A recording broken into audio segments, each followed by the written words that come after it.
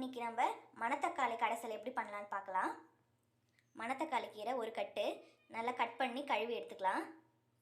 10 சின்ன வெங்காயம் 2 துண்டாக கட் பண்ணி வச்சுக்கலாம். 3 பழுத்த தக்காளி 2 கட் பண்ணி வச்சுக்கலாம். கடைசலுக்கு ஒரு சட்டியில் இந்த ஒரு அளவுக்கு துவரம் பருப்பு எடுத்துக்கோங்க. இந்த ஒரு கப்பு இந்த ஒரு கப்லேயே அரை கப்பு பாசிப்பருப்பு எடுத்துக்கோங்க.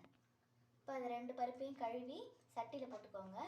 அதில் கொஞ்சம் தேவையான அளவுக்கு எண்ணெய், 4 பூண்டு, அரை டீஸ்பூன் மஞ்சத்தூள், கொஞ்சமாக பால் பெருங்காயம், இது எல்லாத்தையும் போட்டு இப்போ நம்ம அதை வேக வைக்க போகிறோம். அது கொஞ்சமாக வெந்துட்டுருக்கிற டைம்லேயே நம்ம வெங்காயத்தையும் போட்டுக்கலாம். அது கூடவே தக்காளியும் போட்டுக்கலாம். காரத்துக்கு 2 பச்சை மிளகாய், அடுத்து நம்ம கழுவி கட் பண்ணி எடுத்து வச்சுருக்க பொன்னாங்கண்ணி கீரையும் சேர்த்துக்கலாம்.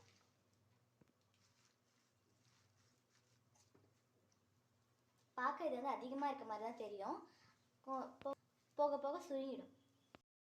இப்போ எல்லாத்தையும் ஒன்றா போட்டு வேக வைக்க போகிறோம். கீரையும் பருப்பும் வெந்துருச்சு நல்லாவே. இப்போ நம்ம மற்ற வச்சு கடைஞ்சிக்கலாம்.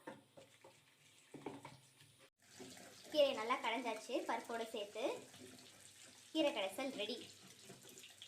இப்போ கடைஞ்சி ரெடியாக இருக்குது. அடுத்து நம்ம தாளிப்பு மட்டும் பண்ணிக்கலாம்.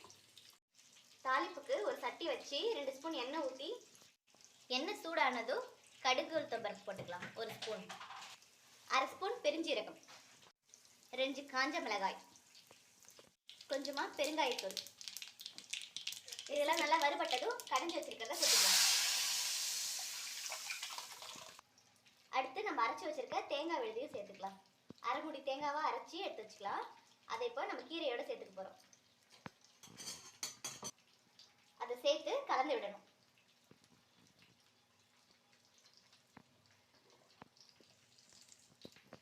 வயிற்று புண்ணு இருக்கவங்க, அல்சர் இருக்கவங்க, கான்ஸ்டிபேஷன் இருக்கவங்களுக்குலாம் ரொம்ப ரொம்ப நல்லது மணத்தக்காளி கீரை.